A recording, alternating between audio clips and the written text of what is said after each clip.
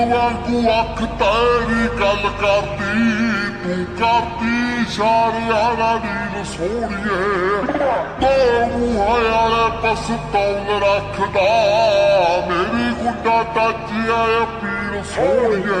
ਉਹ ਚੱਕਰੀ ਦੇ ਨਾਲ ਬਰਬਾਦ ਕਰੇਨੀ, ਜੱਟ ਨੂੰ ਸ਼ਿਕਾਰੀ ਤੋਂ ਤੂੰ ਸਾਧ ਕਰੇਨੀ।